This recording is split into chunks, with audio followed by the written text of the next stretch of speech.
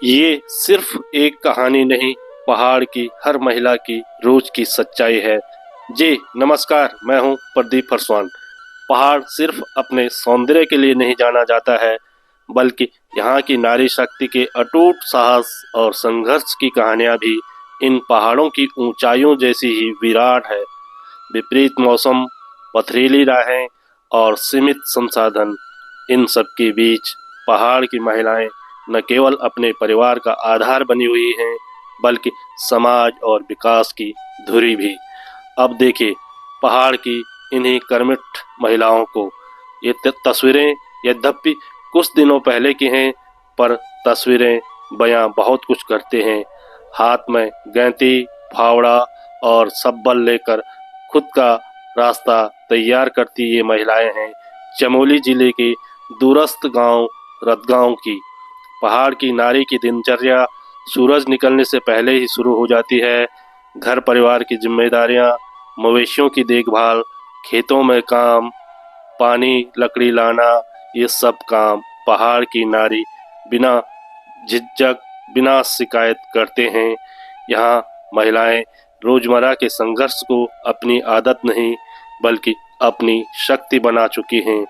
यानी अगर हिम्मत हो तो पहाड़ भी रास्ता दे देता है। हम पहाड़ की नारी हैं, अगर हम नहीं तो कौन। कुल मिलाकर निर्भीकता, कर्मठता और अडिग जिजीविसा पहाड़ की नारी की पहचान है। बरसात, बर्फबारी, ऊबड़ खाबड़ रास्ते, संसाधनों का अभाव और भी बहुत कुछ, पर कुछ भी उन्हें थका नहीं पाता है। उनके कदम कभी रुकते नहीं हैं। वे जीवन को बोझ नहीं, कर्तव्य मानकर चलते हैं। महिलाओं की ताकत, मेहनत, हिम्मत और त्याग ही पहाड़ का असली गौरव है। इसलिए मैं कह रहा हूँ कि ये सिर्फ एक कहानी नहीं, बल्कि पहाड़ की हर महिला की रोज की सच्चाई है। देखिए ना, इन महिलाओं ने अपनी कर्मठता और लगन से किस तरह जो बड़े बड़े बोल्डर हैं उनको हटाकर अपना रास्ता तैयार कर लिया है।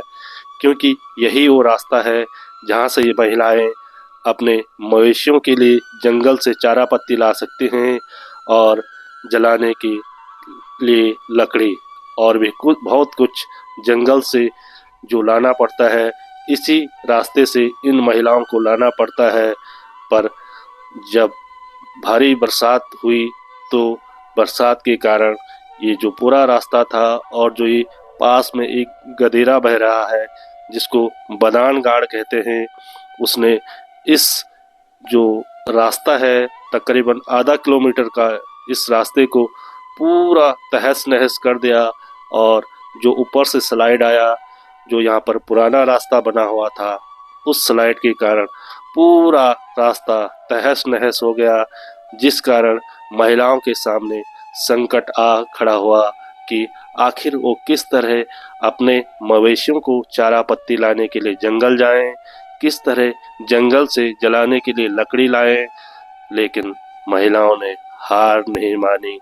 उनकी कर्मठता, उनकी अडिग जिजीविसा ने एकजुटता का परिचय देते हुए इस रास्ते में जो बड़े बड़े बोर्डर आए थे, जो पूरा रास्ता तहस नहस हो गया था, इन महिलाओं ने आपस में मिलकर ठान लिया कि रास्ता हम खुद मिलकर तैयार करेंगे। और आप देखिए किस तरह महिलाएं सब्बल की सहायता से बड़े बड़े बोर्डरों को हटा रही है और अपने लिए जो ये जंगल जाने का रास्ता है उसको महिलाएं सब मिलजुल कर तैयार कर रहे हैं। और इन महिलाओं की जो एक कर्मठता है, जो ये जिजीविसा है, कहीं न कहीं एक संदेश देता है कि यदि आपके पास संसाधन सीमित है और आपकी जिजीविसा अडिग है, तो संसाधनों का अभाव भी आपके लिए कहीं मायने नहीं रखता है। आपकी जो जिजीविसा है, अपनी जिजीविसा के बूते आप विकट से विकट जो रास्ता है उसको भी आवागमन के लिए तैयार कर सकते हैं। और यही ये कहानी है दूरस्थ क्षेत्र रतगांव कि इन महिलाओं की, जिन्होंने एक जो संदेश है उसको देने का यहाँ पर काम किया है। और आप देख सकते हैं कि महिलाओं ने एकता का परिचय देकर अपने लिए यहाँ पर पूरा जो ये विकट उबड़ खाबड़ रास्ता था उसको तैयार कर लिया है।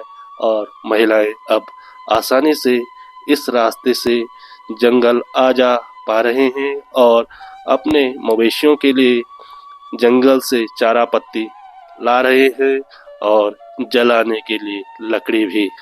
फिर यही कहूँगा कि ये सिर्फ एक कहानी नहीं, बल्कि पहाड़ की हर महिला की रोजमर्रा की सच्चाई है।